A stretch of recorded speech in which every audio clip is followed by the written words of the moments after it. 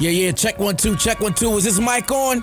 Is this mic on? Hey, listen, man, it's the one and only trendsetter DJ Sense, and you're listening to CockTales, dirty discussions with Kiki and Medina Monroe. Yeah.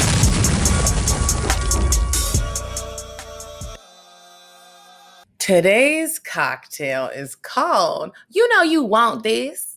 The ingredients you need is some Prosecco, a shot of Hennessy, a little bit of ginger ale, some ice. You're going to take all of those ingredients, shake it in a cocktail shaker, and strain it into a martini glass. I know those ingredients sound crazy put together, Hennessy and Prosecco, but it's really tasty with a little splash of that ginger ale. You know you want this. You know where I got that from? Low supplies at somebody's house, and that's all they had. You try to make a cocktail. Have you ever seen Baby Boy?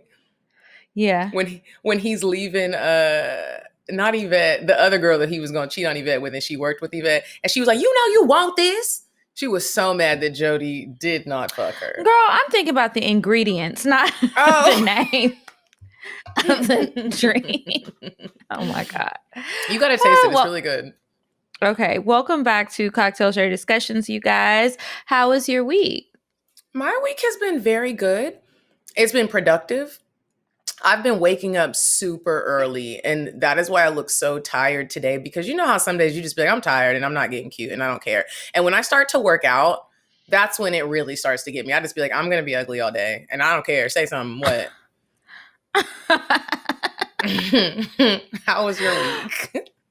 So far, so good. If you see some pale little arms poking in the background, I'm babysitting, spending some time with my little cousin. He has come over to the Entrepreneur Academy of Higher Learning. Oh my God! And I'm so proud of him. Because my lessons have been paying off. He actually came up with a business idea today, and I thought, for a 5-year-old, it was pretty well thought out. But other than that, I am doing okay. I was about to have a mini panic attack a little while ago because I realized. Have you ever realized that you made like a huge mistake and it's too late to turn back? So it was like right before we got on, I had to restart the computer and everything else. And so as soon as I get off of here, I'm gonna have to figure out how to fix it. But it'll be all right. That, those blinks, those were blinks of stress that you just gave. When people really be blinking like that. I was on my work computer, and a lot of times on my work computer, if I have cocktail stuff to do, like post a video on YouTube, I'll download the video to my work computer. And so one day I had to send somebody a contract, and I accidentally sent them the Cocktails media kit. And I was like, I'm about to be fired. I was like, but then you know how the little undo thing pops up? Girl. Thank God, because I wasn't there before. It wasn't there before. They just would have got it and been like, excuse me, what is this? Yeah, so that's what's going on right now. Anyway, make sure you guys are subscribed to our Patreon. Remember, it's new bonus episodes every Monday. When you hear this, who knows what the bonus episode will have been, but I'll just go ahead and play a clip because I haven't recorded it yet. I decided I'm not going to suck your dick out here. That's rude. But what I wanted him to do was like, go see who is in my room. I was like, go see who's in my bed, and whoever's in my bed, tell them if they not fucking, they need to get out. So he's like, okay. So he comes to my room, and he like tried to wake the girl up who we had sex with earlier. And then the other friend that had went to the bathroom, she had got in the bed too. So it was like, okay, well, both of you bitches cannot be in the bed. Both of you need to go. So he comes back and he was like, both of your friends are in the bed. And I was like, tell them to move. Like, what the fuck? So they're not moving. And you know how when drunk people are asleep, they're like so hard to move. So I was like, whatever, fuck it. So we're fucking in the living room, right? And I'm thinking that we are being quiet and discreet and nobody will know. Y'all, while my homegirl woke up, I guess, she must have been thirsty because she was drunk and high as fuck. She comes into the kitchen. So the way that that apartment was set up, the kitchen and living room are together. It's like an open floor plan. So, sorry. Um, I said 6 minutes. Okay. So my homegirl comes out and she's coming to get some water. So she walks over. I see her out of the corner of my eye. So I was like, stop. Cause we're like spooning. And that's how he's fucking me. So I'm just like trying. I don't know why. Like drunk me is stupid because it's like I be thinking I can turn invisible, or I think that like if I'm real still, nobody is gonna pay attention, or maybe they don't see that my eyes are open. Like maybe they just won't pay attention. I don't know what was going through my head, but whatevs. So I'm laying on the couch, fucking this man, but I'm like, you need to stop. Like she's gonna see us, and I don't know why all of a sudden. Okay, so this week we actually have a guest with us today. Let's welcome Melissa Felix. Hello. Hi, Hey, guys. Melissa. Hey. So, you guys, Melissa is actually a very close family friend of mine. She's my sister's best friend, actually. We went through a lot of stress together planning the bachelorette party and the wedding, and we had to deal with a lot. But Melissa's here. She is a kindergarten teacher. She has POF. We will get into the details of what POF is right after we play a little game with you, Melissa. All right, let's go. So here on CockTales, Kiki and I make up games. We just be thinking, going through crazy stuff, and then we just come up with games. So this game is called Rate That Date. So we're going to give you some date ideas, like this is what Bae is doing for you, and you're going to rate it from 1 to 5, 1 being the worst, 5 being the best. You want to go first, Okay. Kiki? Okay. First one, swimming in the fish tank at the Atlanta Aquarium with the whale sharks. I'm gonna say a 4. A 4, so you're feeling that one. Yeah, You're I like not? the adventure. No. I would give it a 10 if I could. I think that is so cool. I've always wanted to do it. All right. Well, y'all have fun. What would you give it? A 2. I don't want to get in there with the whale sharks. No. Like things like that, they scare me. Skydiving, I'm scared of that. Never done it. The closest I could get to that is like the indoor skydiving. Other extreme things like, do you know how gentle whale me. sharks are? No, I don't. But I know that it's a big tank of water and I probably have to sign a waiver. Like, what if I die? I just think that the whale sharks need to be left alone. I'm a human. God put me on earth. That's where I belong. I can go swim just a little bit up at the top. I'm not trying to go down deep down. That's not for me. But, more power to everybody else. I love seeing things and hearing about other people's experiences. But no, that's not the date for me. He wants to send me to the grave with a heart attack. If that's what he picks. Okay. Next one. Melissa. Bae tells you to meet him at the studio. You get there and you and him are going to create your very own mixtape. What would you rate that date? I would do a 4. That's different. I like it. I'm really concerned about what you ladies would give a 5.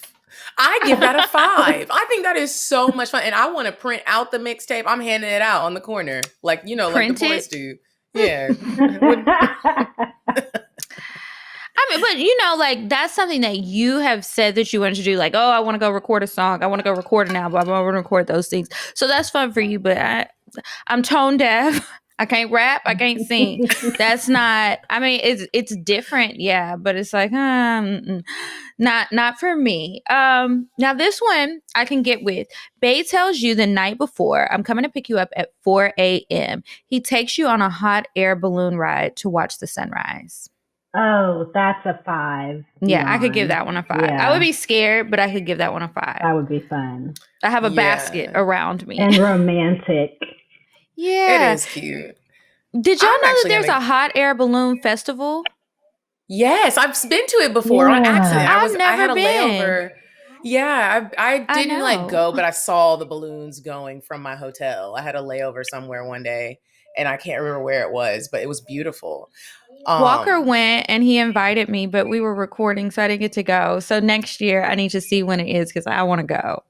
I'm surprised they're That would still be doing fun. it because I remember that horrible crash with the hot air balloons and everybody. Because if you crash in a hot air balloon, everyone's dying because they put the propane tanks like right in the cart with you, and there's no safe way to land. I'm actually gonna give that one a 3. Okay. Really? Yeah, I'm gonna give it a 3. Next Okay. one. Okay. Melissa. Mm-hmm. Bae tells you to get dressed. I want to feed you, baby. He picks you up and takes you to Chili's.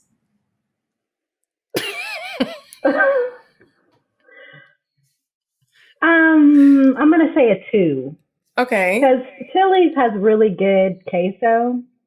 I really love it. Their Southwestern egg rolls are really good too with their ranch. But I'm those gonna have are to give it a good. 1. I'm going to have to give him a you tried me. Because what? Like, no. There are some chains that I like, but Chili's, I'm going to have an attitude. Chili's is one of those ones you go to if you're in like a super country town and there's nothing else. Like there's no Like other option. Natchitoches. Yeah. But it's all about that setup. Like if he's like doing all that extra, telling me, "Oh, I'm really gonna," and then you're really not whining and dining. And you think That's whining and really, dining like is you can Chili's. go and sweat. Yeah. I'm not even sure if I would go inside. I would be like, sir, first of all, I don't even like riding with niggas. I would rather like to meet you there. I'm leaving. So can you bring me out some egg rolls to go, though, with a side of ranch? Leave me alone. Leave me the hell alone. Can you really look mad? I would be so offended. Like, of all the places that you chose to tell me to get dressed and go to, that's somewhere you go in the airport because it's familiar when you're in a small airport. That's somewhere where you're just going to pick up something to eat. That's not we made a plan. Does Chili's even take reservations? There's no need to make a plan. And they give you your and tell me to get dressed. You get a buzzer. Yeah. Okay, last one. This last date. Netflix and chill and order in. 1. Okay. It depends on if I feel like he's trying to Netflix and feel, or if it really is going to be like a fun, like I've had fun nights in with guys, and it's like, it doesn't turn into you just trying to get in my booty. Like, so if it was like that and it really was, he already ordered the food and it was set up cute and he picked the movie and we're having like a cute little movie night, I could give it a 3. I could give it a 3, and he doesn't need to order it in advance because I need the food to be hot and right. Food is very important to me. I think that as long as it's not a first date, it's okay. Like, and have some movies picked out, have some good stuff lined up. I don't mind watching. I'm probably gonna fall asleep. But that's okay. Like, sometimes doing chill stuff is okay. But again, don't tell me to get dressed unless you're about to help me take pictures for Instagram.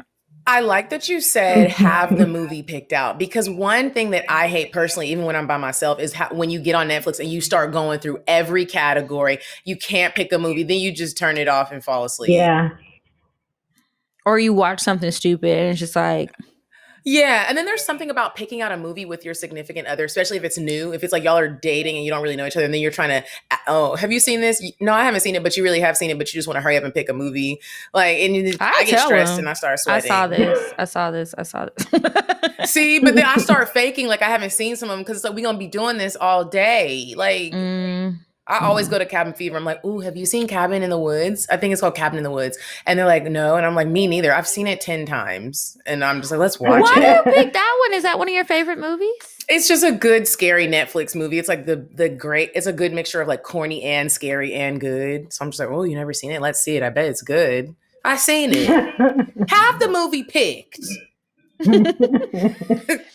Yeah. And that is a good way to see, like, okay, where's this going? Because sometimes if you like something that's just like super corny or just stupid, I'm going to second guess you. It's strange how we can judge each other off of like taste in movies, music, TV, but I'm definitely judging.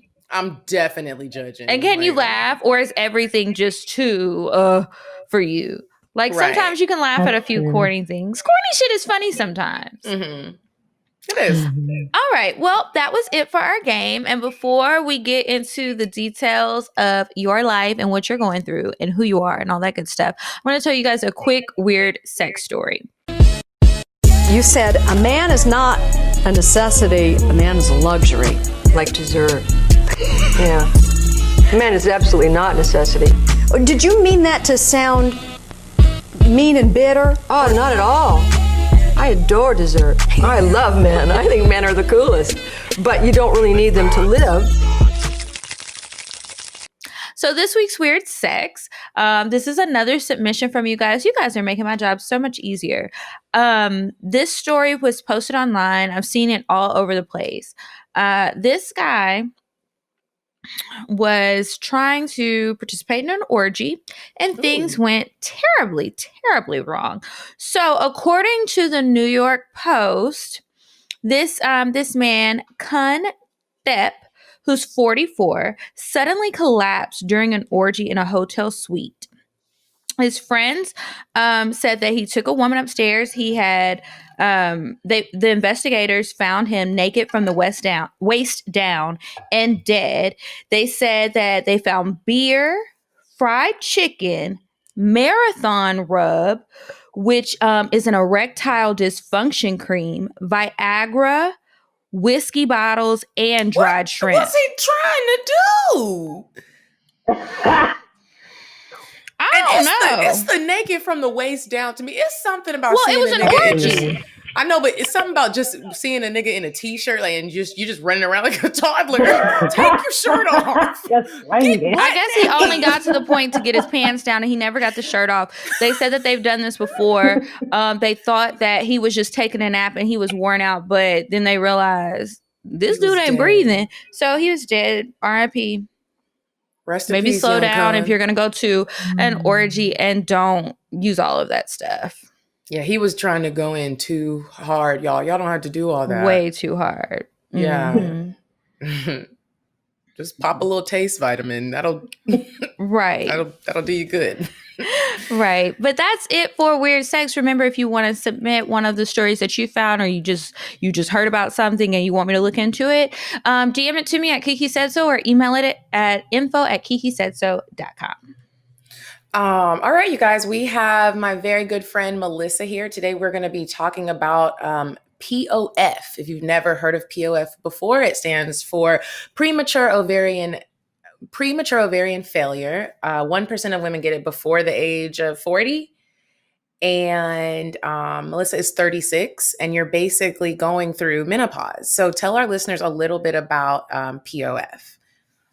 So, so it's premature ovarian failure, and in a nutshell, you've lost all your eggs. You're no longer to carry a baby from your own eggs.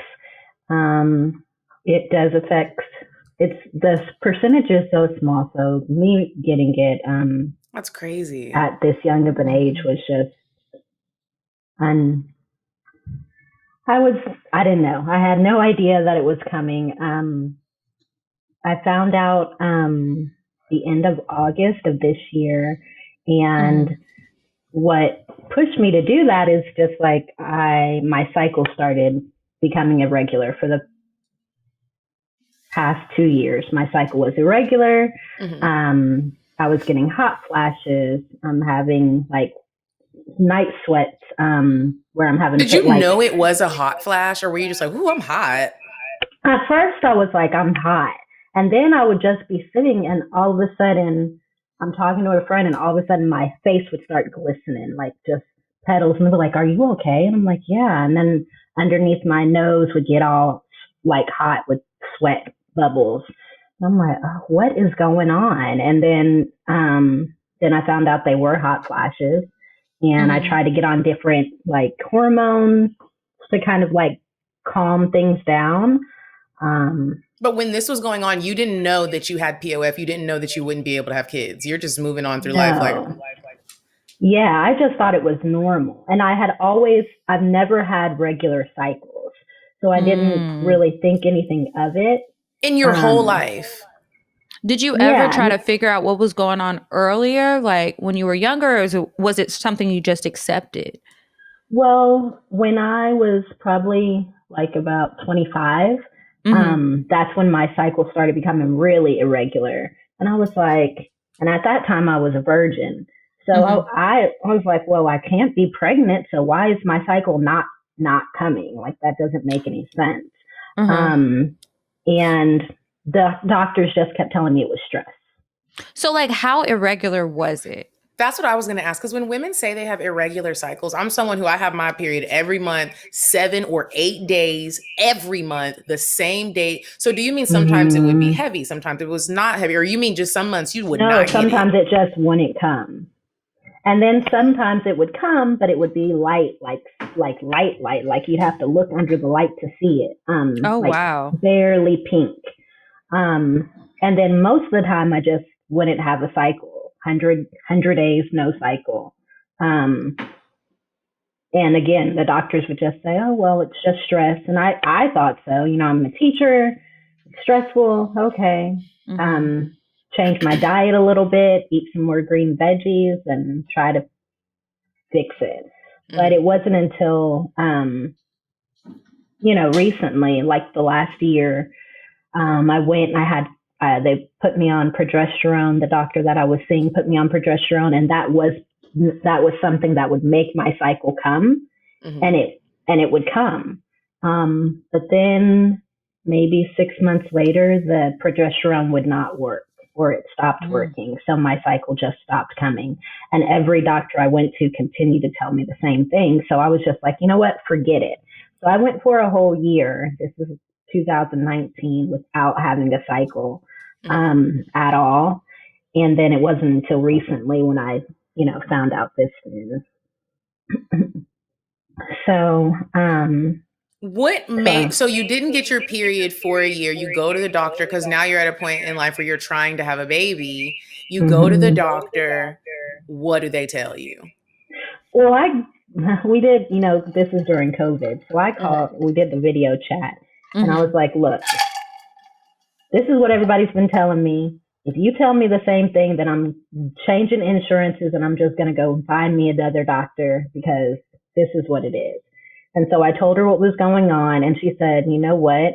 Everything that you're telling me and the fact that you've been trying to have a child is telling me that we need to go ahead and do some tests. And so she sent me in and I did a whole bunch of blood work to check all my different hormone levels to see what they were. And that's how we came to that conclusion. And she called me after doing all my blood work. And when I'm talking about blood work, we're talking like 20 things of blood, like in one sitting. It was a lot of blood that they took out of me.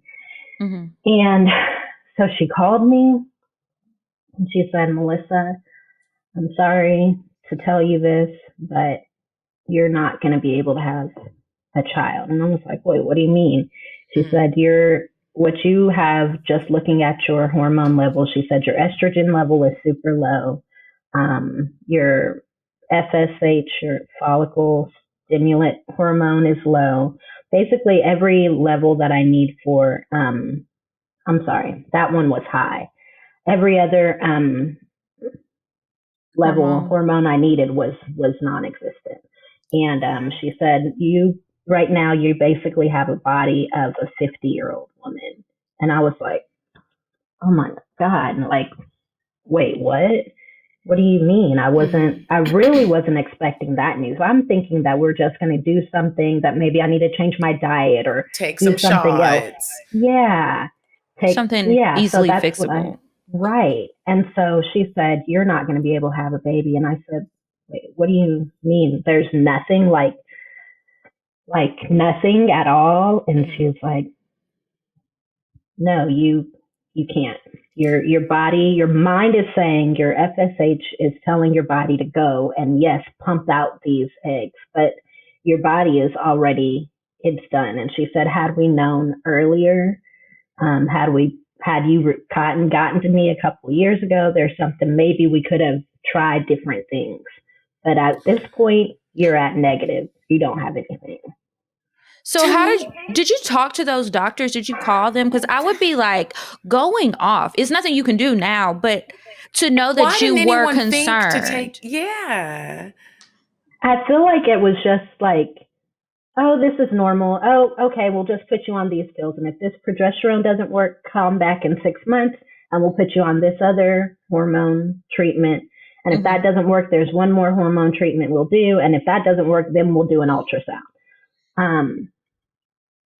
That's what I was told before meeting, the doctor that gave me this news. And I mean, at that time, yeah, I was livid. I was like upset, didn't understand why, nobody, to know that it could have been something that we could have fixed or prevented.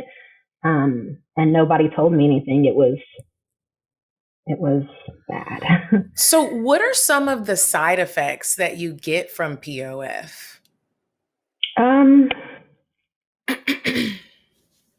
Well, there's like the feeling of depression and loneliness, and going through all these different emotions at one time is really difficult.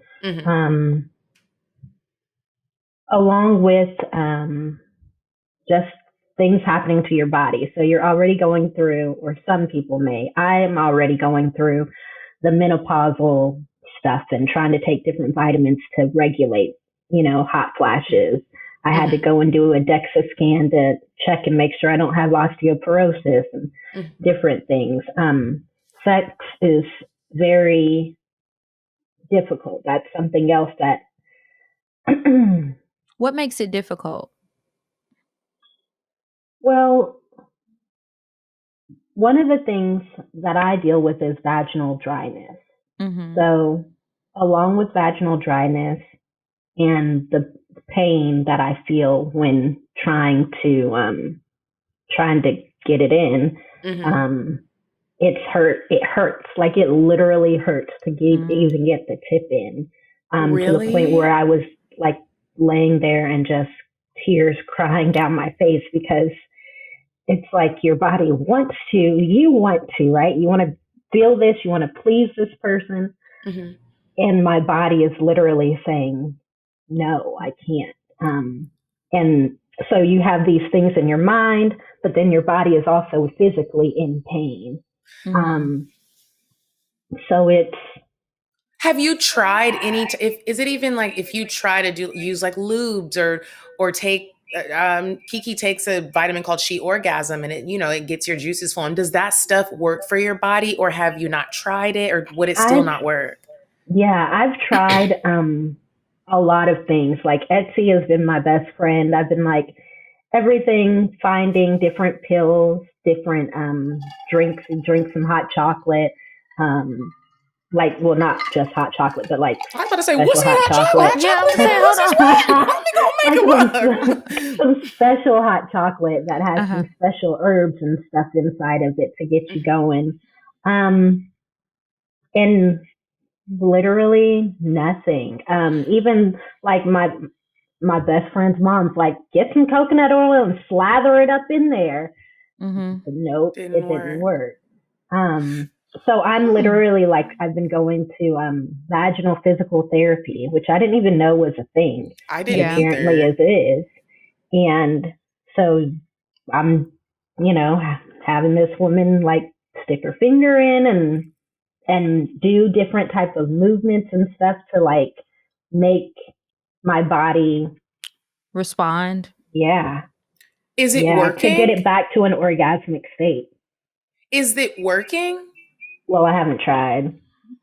Oh, like you haven't tried to have sex, or okay? When you're laying there, it's going to take a while in the vaginal therapy. Is it awkward? Like when you first went, were you like, do they have R&B music playing? Like, do they have to set the mood. You know how when they have to like get dudes to jack off to come so they can donate their sperm, and you can take a magazine in. I mean, I've always seen that in the movies, and I think that's what they really do to get you going. Do they like set a mood, or is she just like, lay down? Like, so literally, so if you've ever been to physical therapy and you walk in and they got the balls going and you have all the equipment and everything else, I'm thinking that, because I looked it up, I Googled it. I was like, okay, well, how is this going to go? I'm thinking it stretches, but she took me into another room and closed the door like you're doing your pap smear almost. And she's like, okay, you're going to reach down, touch your toes, twist. You know, does this hurt? Does that hurt? Okay. Now she's leaving. She's going to, leave a towel to cover you. Just take your bottoms off and you lay down on the bed, and she comes back and she puts her gloves on and then lathers her fingers up and open up your legs and stick her finger, and she's just talking to you like this is just normal. And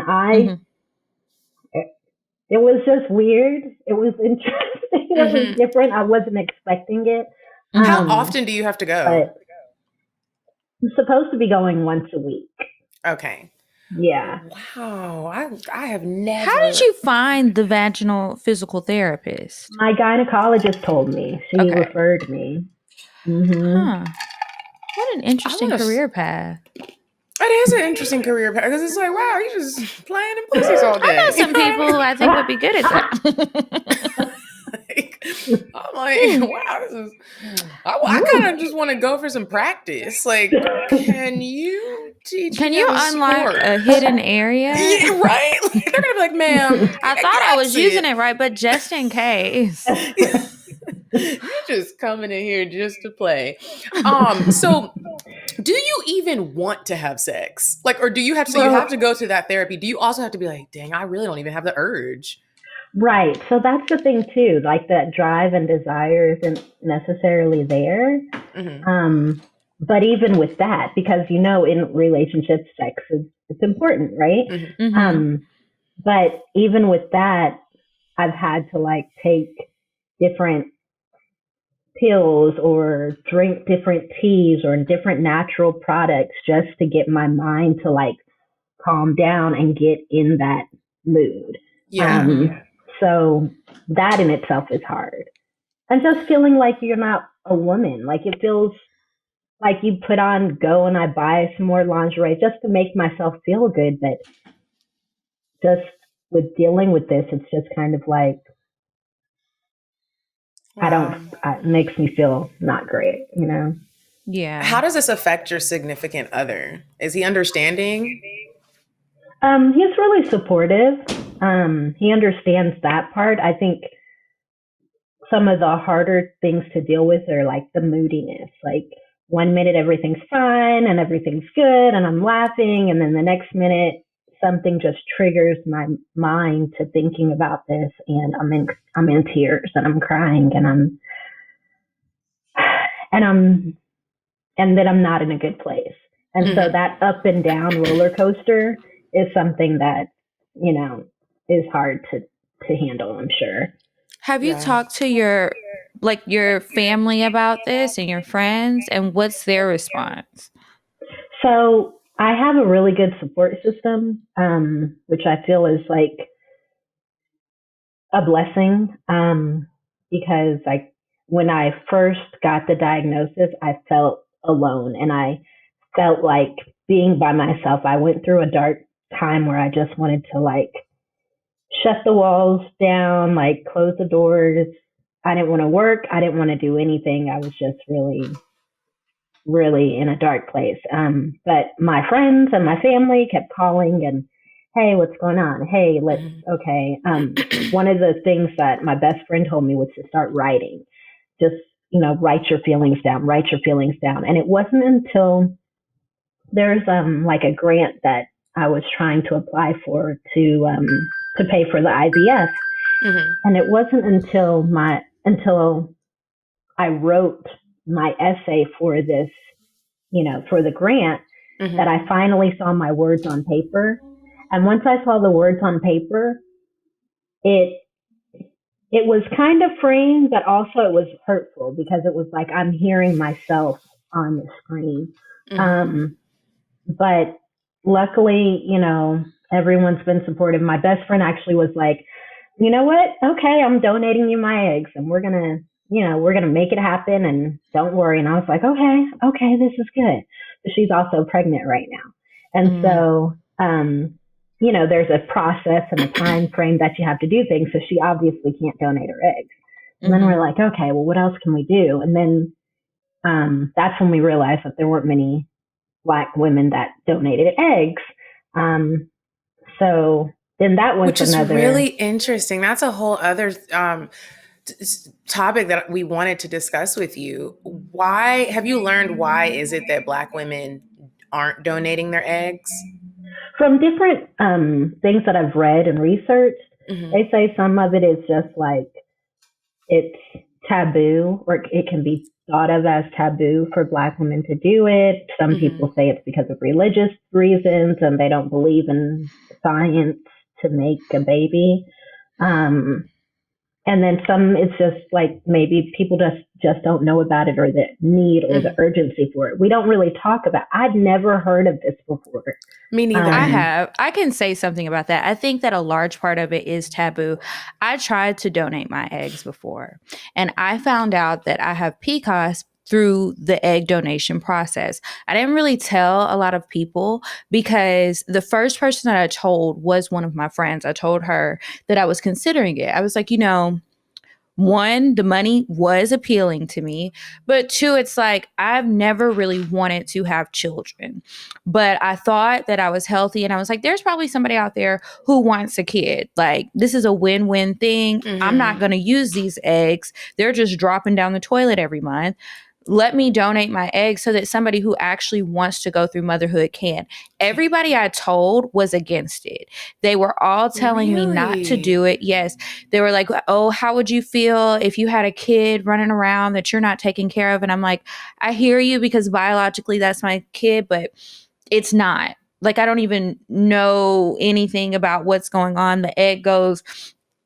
I get some of it, but it's also such a personal decision. But everybody that I know was totally against it. And I don't even think that they even said, some of these people were very religious. They weren't even talking about religion. They just felt like it was not something to be done. And you just don't do that sort of thing. Wow. Which sucks because there are people out there who do want to have kids that look like them and can't. Yeah.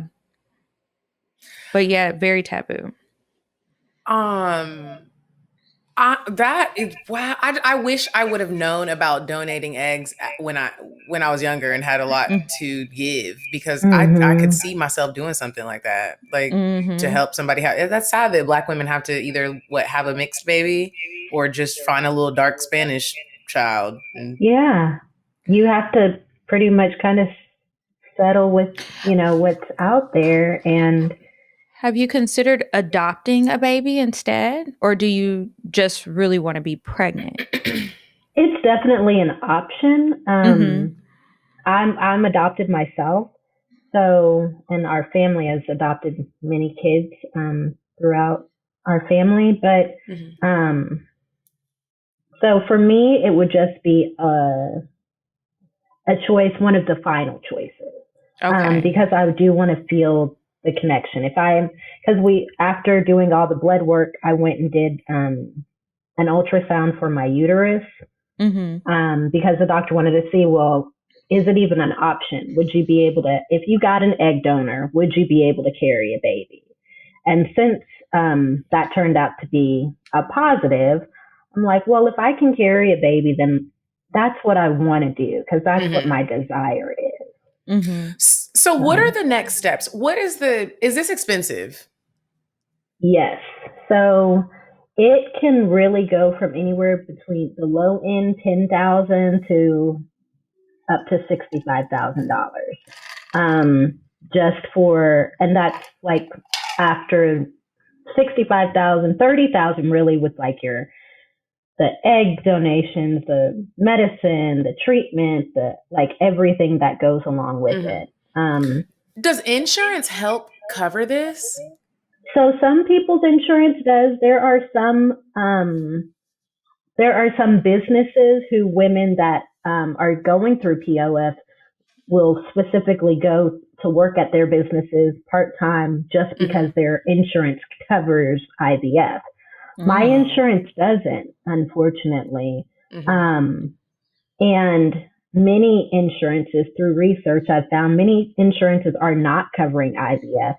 And I'm not exactly sure why, but I know that it sucks because it's like, I'm giving you this money for my, insurance purposes, but now I'm being told that what I can't do with my body, basically. I mean, who has $30,000 just sitting around, waiting? So it's hard, expensive. Yeah. So I know that in previous conversations, we've talked about you going to Barbados to have like the procedures done. Why Barbados? So, one, it's way less expensive. In Barbados, they don't charge, the ladies who donate their eggs are strictly doing it voluntarily. So that cuts down a lot of the cost. That's love. So the cost is about, for what I need to do, it's about $14,000. How much do the donors get? Do you know, Kiki? If you are, if you're going to give your... There, you can't. But for example, I tried to do this, I think I was like 25-ish. They said you can't do it after 30. So what they said here was that you could do it a total of 5 times. The first time you do it, it's about $6,000 that you get paid. You get $6,000 a check, plus all of your medical expenses and everything are taken care of. So all of my doctor's visits for the year are taken care of. The hormone therapy that somebody like Melissa would be paying for, I'm getting it for free. That's part of her cost. You have to go through psych evaluations and all of this. So it started at about $5,500, $6,000 for the first round, and it went up to almost $9,000. And it just increased every time. So you could do it up to 5 times, and then that's it for you. Wow. But yeah, and that was just at this specific place here in Atlanta. But I've seen people get up to like $10,000 for one round. Wow. Yeah, like when I was looking before I found Barbados, if the egg donors were known donors, like their cycles, produced a baby or had carried a baby to full term, they got more money. So there's like VIP donors, basically. In a sense, yeah. The top tier. Wow. And it's so much work that you go through on both ends. It's like that's the incentive. They pay these women more money. You have given somebody this child, this healthy baby, no problems. Now we see what your eggs can do. You move up the rank. Yeah. Wow. Do you know, I was thinking this last night, where do the eggs go? Where did your eggs go? Like, where do they go? That's what I want to know. I have no idea because when you're on your cycle, it's like shedding, right? Your line is shedding. That's a great question. I have no idea. I'm still trying to figure it out. Early opportunity to really get tested. You don't know if they were just like really small or what. And so with POF, it is safe to say that your babies will not look like you. No, that's correct. So, and that's the hardest pill, I think, to swallow. Because your child's not going to look like you, and they're not going to have your features or, any part of your identity. It's just not going to have both physically and mentally. And so that's hard. So when you're looking for an egg donor and you're trying to find someone who looks like you or same skin tone or kinky hair like you, it's hard because the pickings are slim and it's sometimes a sense of, well, you just, accept what's already there or continue to wait.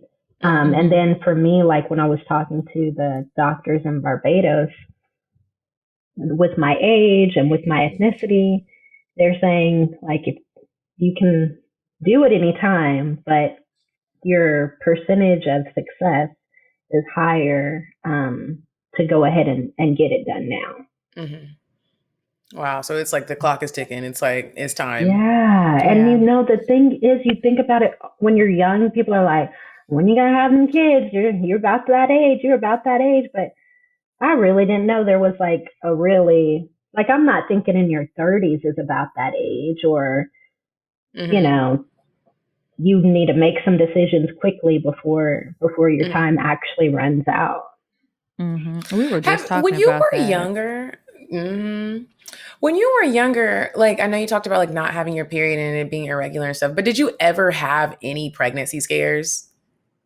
Like, did you ever have like, and this is super personal, Like you but like just somebody thought come that you were inside of you. pregnant. Yeah, you're like, I know I'm gonna be pregnant, but like, and you didn't know what was going on. Okay. Yeah, I've had those. Or I'd go and get a plan B. But yeah, but I didn't know if it was really. And who knows if even then, when that happened, if it really wasn't gonna. Was a possibility, right? Yeah.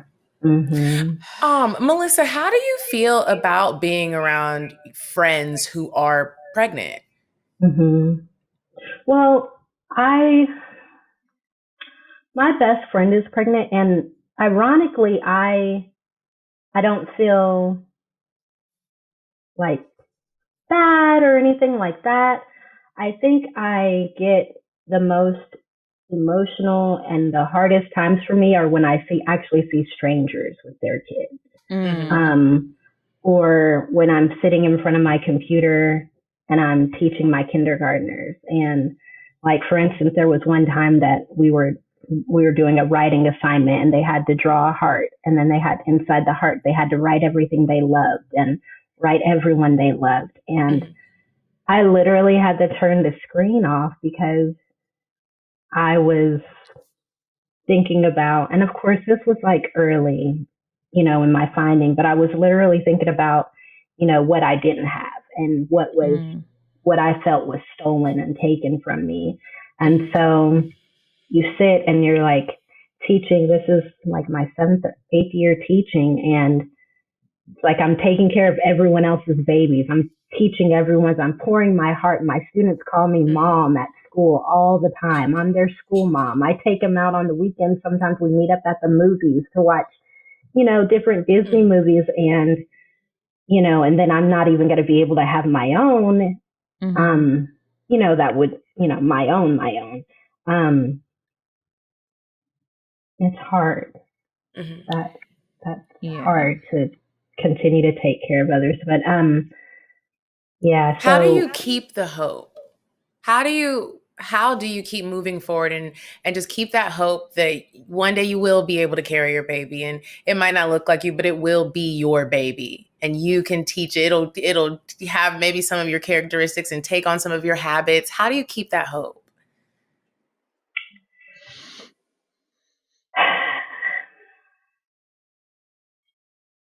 It's okay. I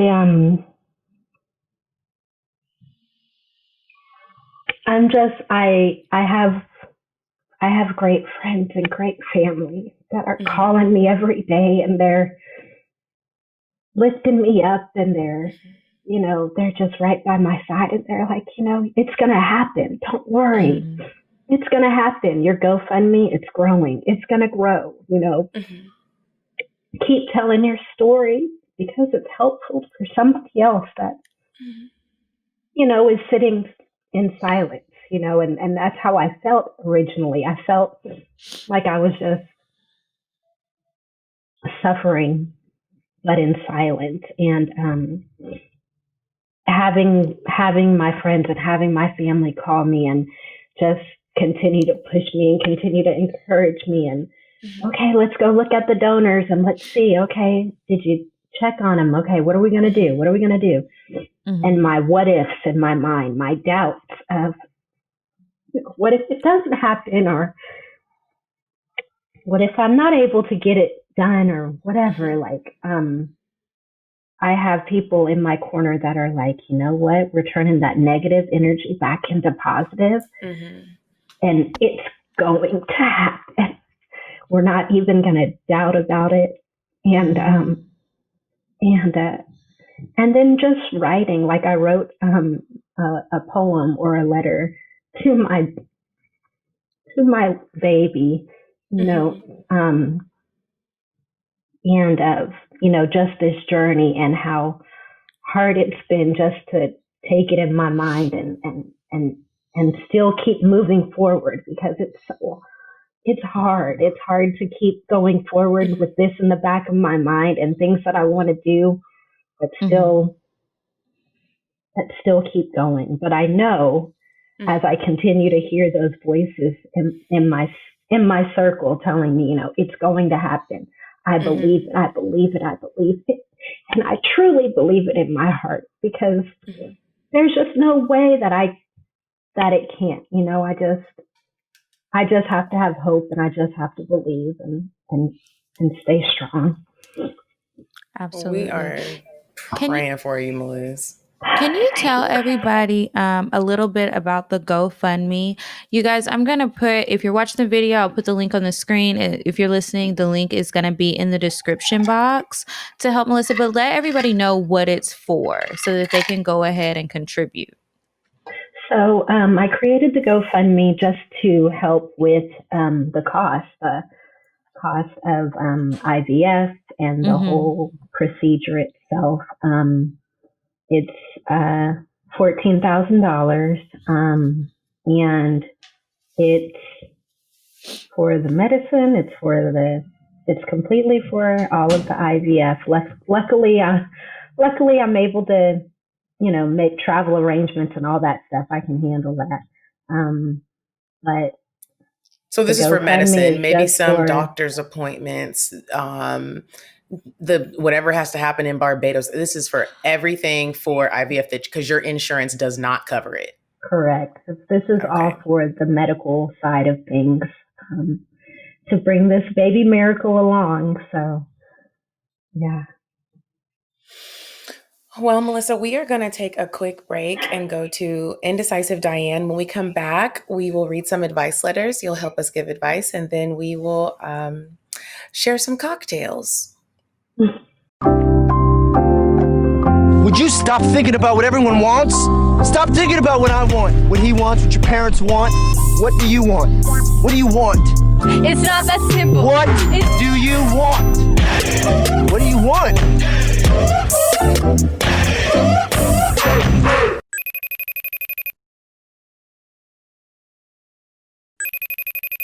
Hey ladies, it's Diane. I feel like I'm getting more and more decisive. I'm just kidding. It still takes me hours to figure out what I want to eat. So here's a place called 8 Sushi Lounge. 930 Howell Mill Road is the address. They open at 11:30, they close at 2:30, but they reopen at 5 p.m. and close at 10. Go there on a sexy date. A man who knows how to dress. Bye, ladies. All right, guys, and we are back. So it's time for advice. Remember, if you would like to ask us some questions, you can send it to us at askcocktails@gmail.com, and maybe we will read it on the show. Okay, so I have one pulled up, and it says, long ago episode 181, Dream Lover, Come See Me. I don't remember writing that title, but okay.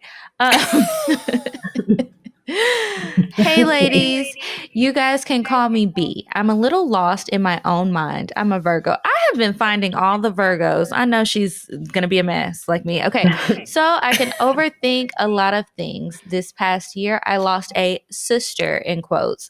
She's still here, but lost in hell alone. Oh, I thought she was. So is she dead, or no? Y'all just not. They're not fucking with each other. Yeah. Okay. I thought she was my bitch for life, knowing her for almost 11 years. But hey, what can I say? People come and go a lot these days. I was obviously still hurting about it, not really to the point to unblock her and ask her what's her problem. Well, Well, damn. She's a Capricorn, and this heifer never meets me halfway. I play the best friend down to the motherfucking boyfriend, when the only thing I wanted was someone on my level to run the world with. I know it's crazy. To run what with? The world. Oh, but her okay. next sentence says, I know it's crazy to think the way that I do. That's literally what I was thinking. So I stopped fucking with her only because I'm sick of being that friend that thinks for the both of us, to be honest.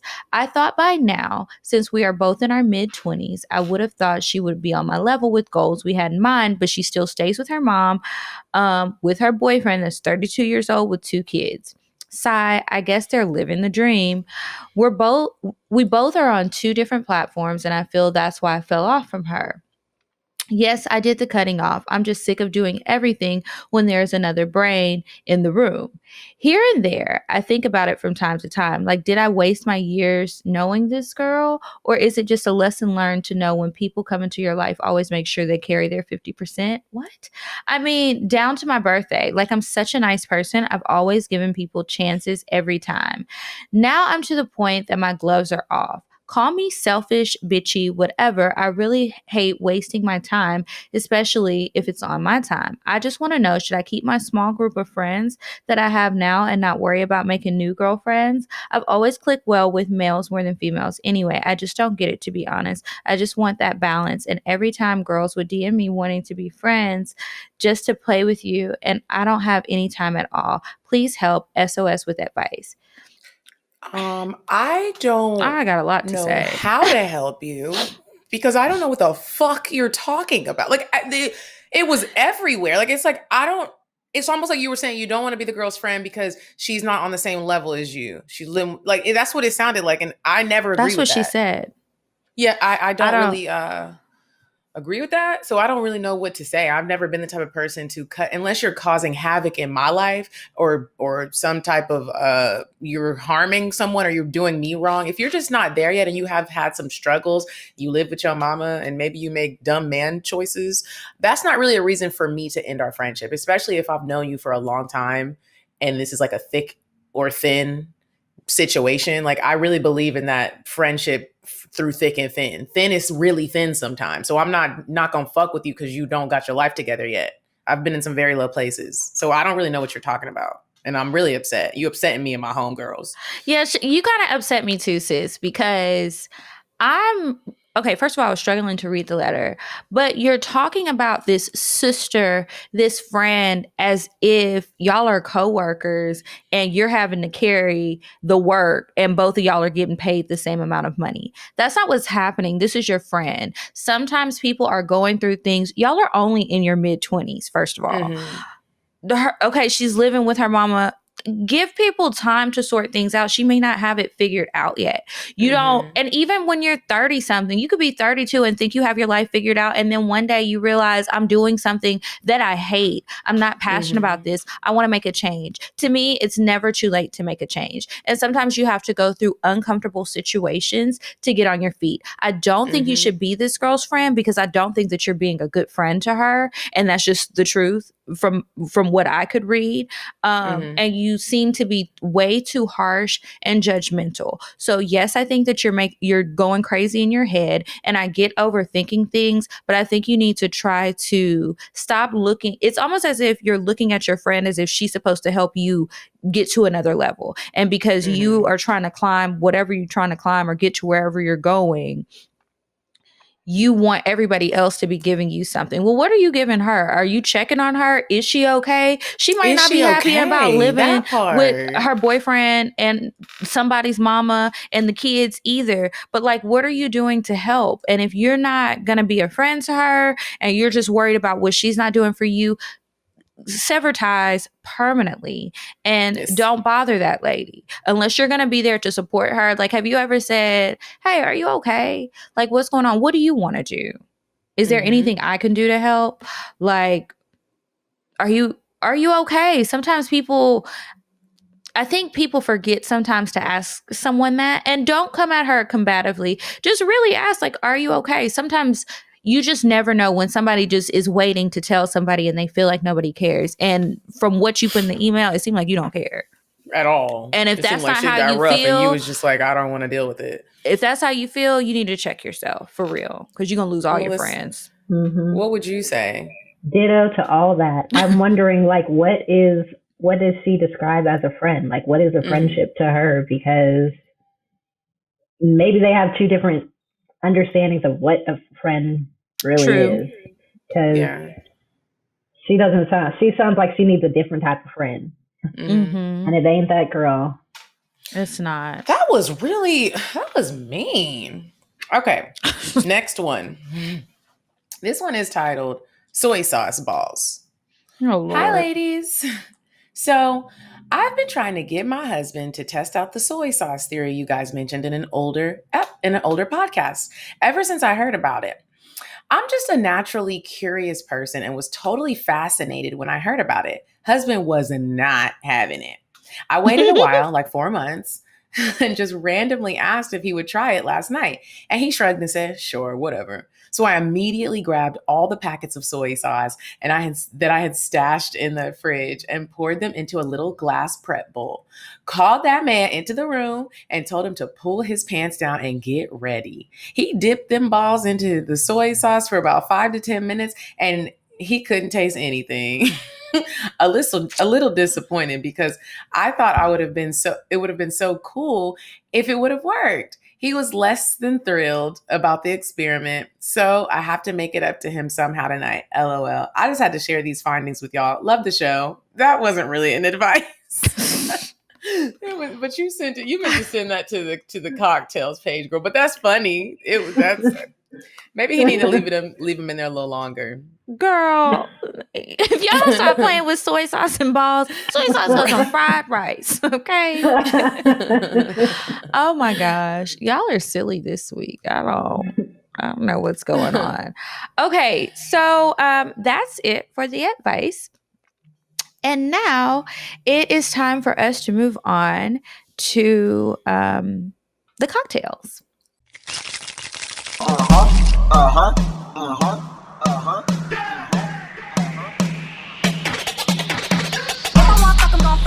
But if he ain't got a buck, I won't cover. Spend 100 on me, it ain't nothing. One double D, so stuck.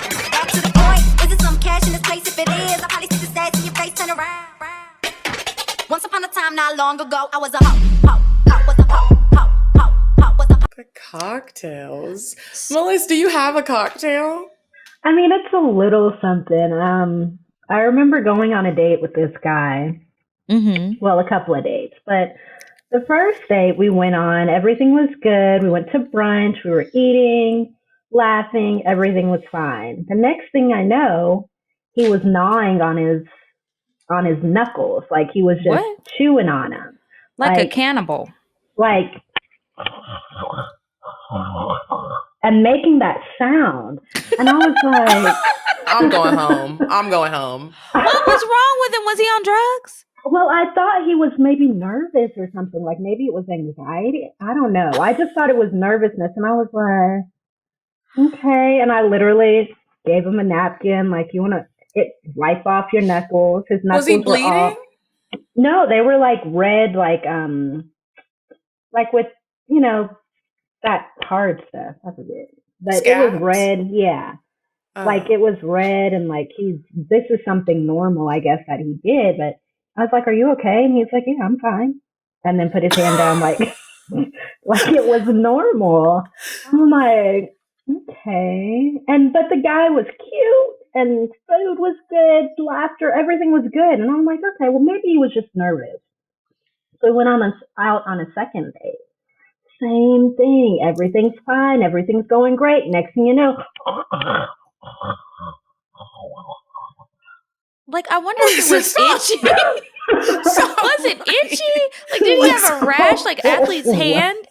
No, it's just something he did. And like, even without him even gnawing on his hands, you could see like that he gnaws on his hands. Like you could see like little, like his hands are working hard, but it's really just his knuckles. But did you ask? I would need to know what's going on. I just asked him, I was like, are you okay? I'm going to look this up. And he Is said, this some yes, sort of condition? And he didn't look embarrassed to be doing it? Not at all. He would just sit there and we'll have a conversation.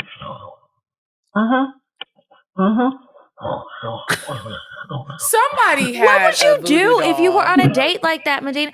I would be Bruh, like, I would be I'm gonna scared. assume and drugs, hard drugs, and I need to I would go. have to get to the bottom of it. It's not gonna be no, you just do this. What is going on? Can you call a family member? Because I need to know what's going on right now. Are you Call gonna? your Did he ever mama. try to gnaw on your knuckles?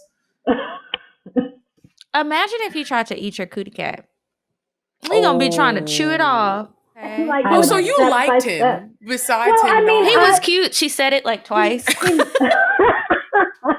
Did y'all hold hands? No. Ew. No, but I let him lick. You let him what? I let him lick me, but I didn't let him touch my hands, that's for sure. We couldn't hold my hands. But I mean, we're sitting literally at a bar and grill, and we're eating pizza.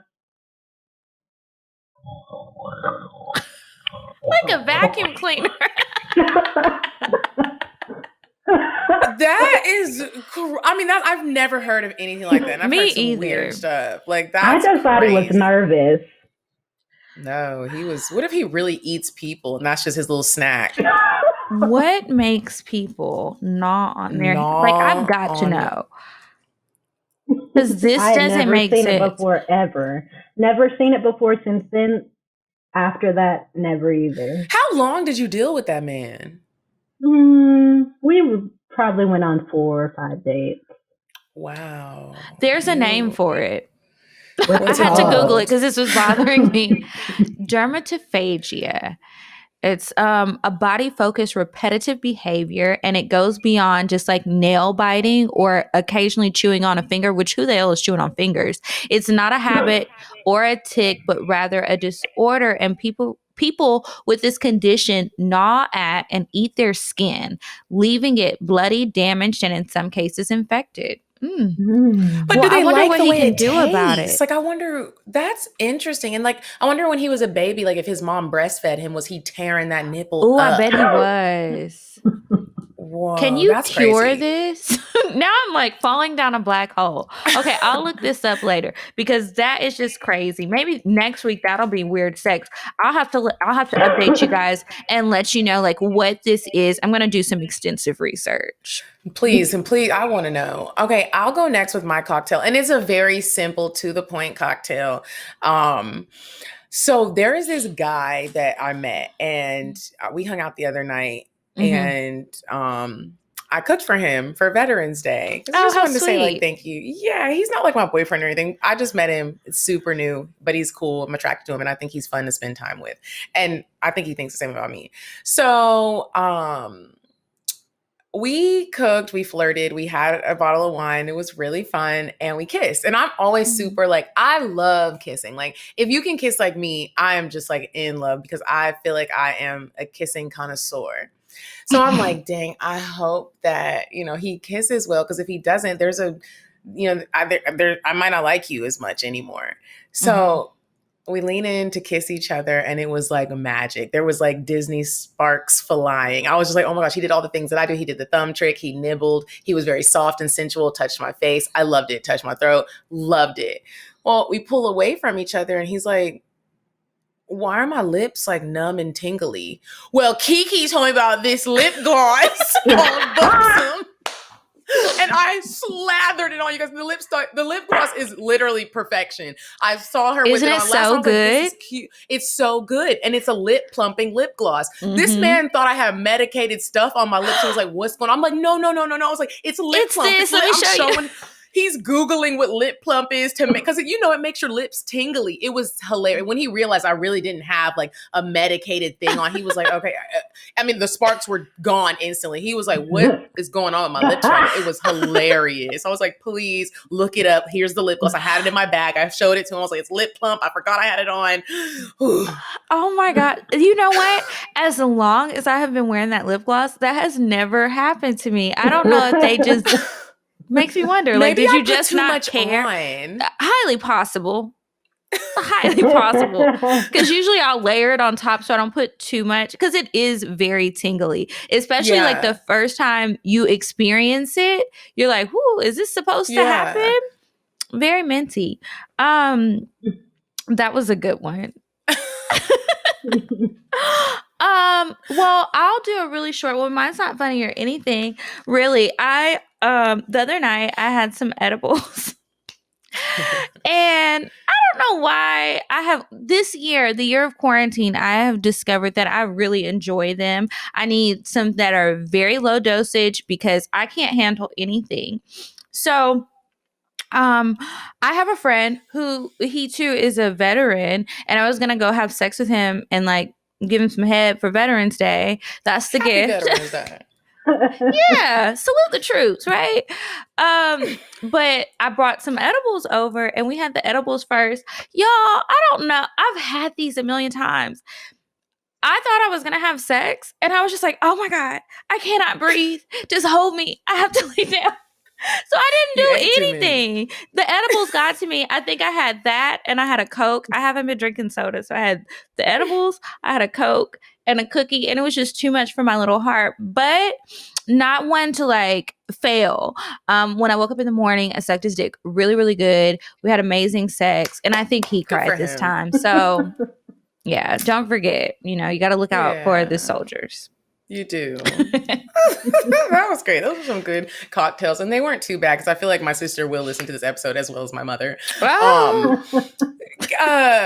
Melissa, before we head out and end this thing, let everyone know where they can find you. And I also want you to be sure that you share whatever message you might want to share with other women dealing with POF.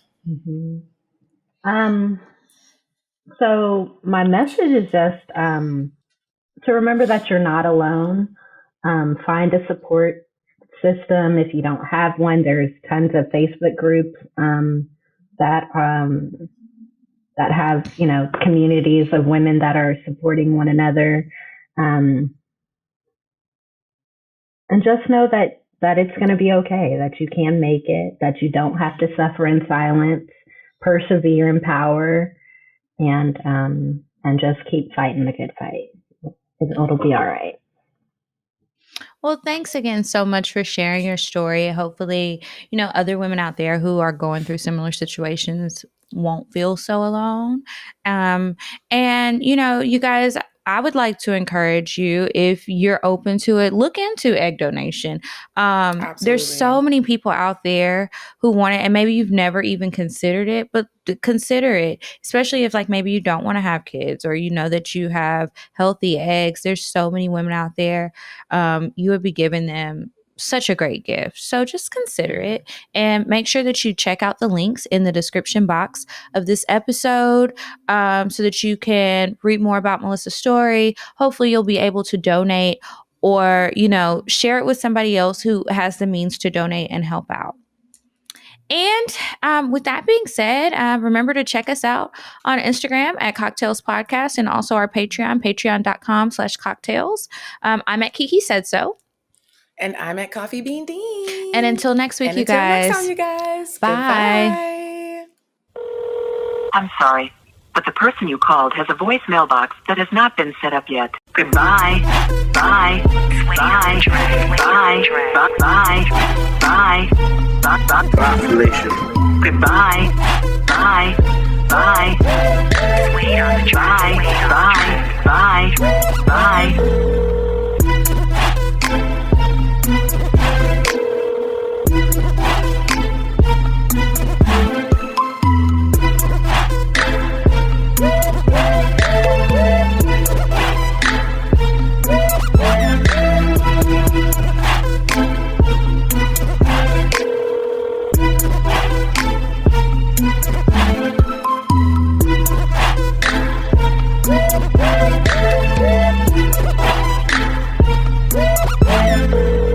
Goodbye.